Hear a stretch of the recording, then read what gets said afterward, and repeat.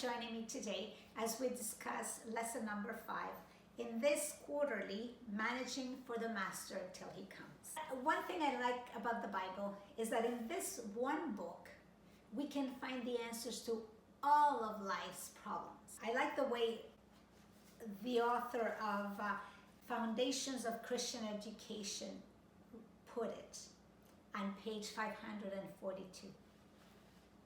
She says, there is no position in life, no phase of human experience for which the Bible does not contain valuable instructions.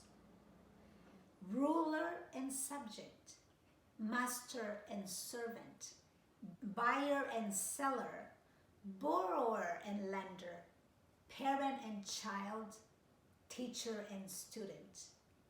All may here find lessons of priceless worth.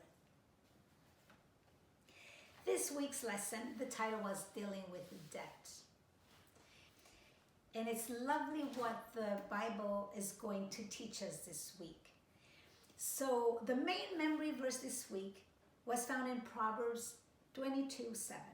And it says, the rich rules over the poor, and the borrower is servant to the lender. Did you catch that? The borrower is servant to the lender. In our age, there are many people that are in debt, and unfortunately, it is never to their advantage. It's beautifully the way Romans chapter 13, 7 and 8 said. So here the Bible is telling us, don't have debts. Why? Because this is the only benefit to you. Let's go to Sunday, the debt problem. And I think we can all agree that debt is not something fun. The two main verses that we saw on Sunday was Deuteronomy chapter 28, verses 1, 2, and 12. And I'll summarize it. It said that if you obey the voice of God and do all that He commands, you shall lend to many nations, and thou shalt not borrow. Did you hear that? You shall lend to many nations, and you will not borrow. That's amazing. How can I live in 2023 without debt? And this is what we're going to find out this week. So Sunday gave us 3 reasons why people get in debt. First is ignorance. And it reminded us that even if you have a higher education, most of us are illiterate in regards to finance. No one taught us, we didn't learn. Very few of us actually know how to handle money.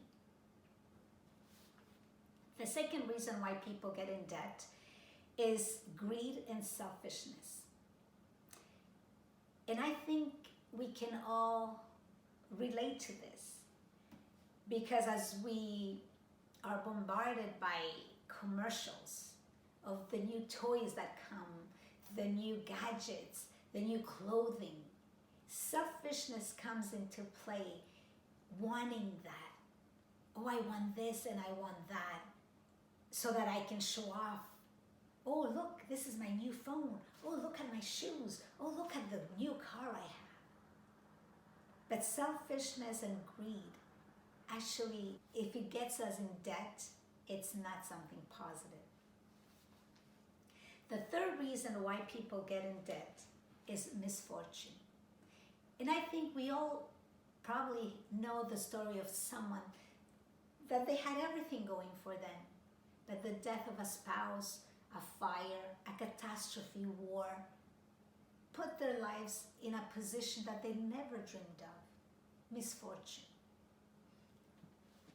3 reasons why people get in debt.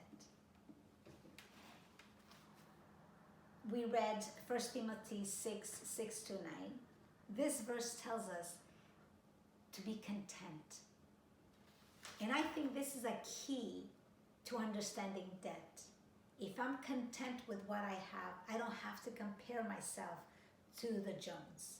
Therefore, I'm not going to be tempted to get what they have, and maybe I can't afford it.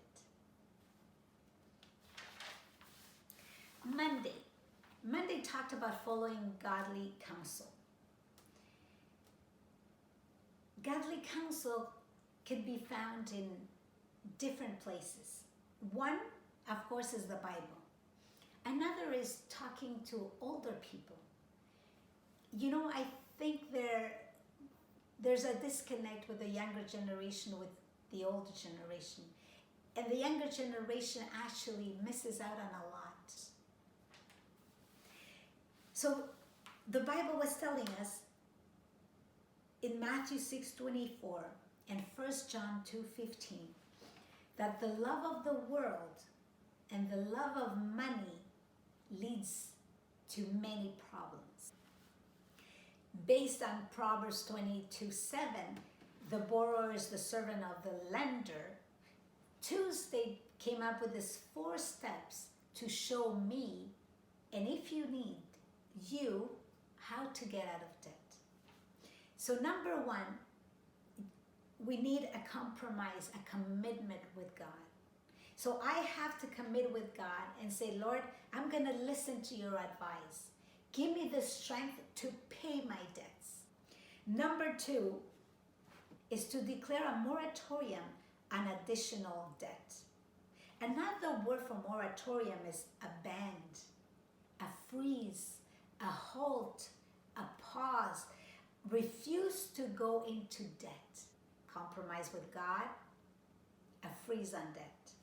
Number 3, the covenant we made with God allows us now to come up with a plan to pay as quickly as possible our debts. Why? Because we do not want to be servants of our lenders. Number 4, this is the plan. So at the step number 4, you actually are going to need a pen and paper so you can write a plan on how you will pay your debts as fast as possible. And they gave us an idea which I found really interesting. You put a list of all the debts you have. You start from the highest to the smallest. So I have my salary, I take my tithes and offerings out because they belong to God, and with what I'm left, I'm gonna budget so that every month I pay a portion of my debt. It doesn't matter how big the portion is or how small the portion is. Don't get discouraged. The idea here is you have a plan, stick to your plan until you pay all your debts. Surety and get rich quick schemes. So Wednesday told us about surety, which is very interesting. Another word for surety is to co-sign or to become a guarantor for someone else's debt. Does God want me, because I'm a Christian, a loving Christian, to be responsible for the debt of someone else? Well, let's see what the Bible says. Proverbs 6:1-5 says, my son, if you become a guarantor, if you become a co-signer for someone, for your friend, you are a man void of understanding.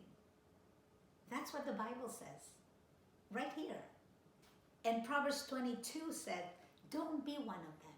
Don't be one that co-signs for someone else. Don't be one that becomes a guarantor for someone else's debt. The Bible says don't. If you do, the results are going to be negative for you.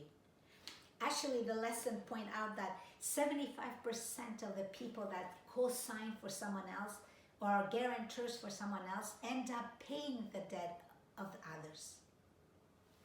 I don't know about you, but I don't have excess of money. And I find this advice excellent. Thursday, went back to the book of Deuteronomy 15:1-5. And the people of Israel, among themselves, if I was a Jew, I could not lend my brother money with interest. So that's something they didn't do. Another thing that they had was the 7-year term. But if for some reason he could not pay all, the lender, the Hebrew lender, would forgive the debt. Friday summarized it again. The plan to get out of debt. Be determined never to get another debt. And number 2, make a solemn covenant with God that by His blessing you will pay your debt. And I find this point very interesting because as a good Christian, if you borrow money, you should be responsible to pay it off. Work to pay your debts as fast as possible. Another point it brought out on Friday, establish a budget. Live with a budget. Another advice that we had on Friday was destroy credit cards. And the last point on Friday told us begin economic measure. And the idea was, the unnecessary things we buy. And that's why the importance of having a budget, living within your means, being content, not comparing yourself to the Jones, putting a freeze to your debts and paying your debts as quickly as possible is the best way to live. And we don't have to live life as a servant to the lender. Thank you and have a good week. See you next time.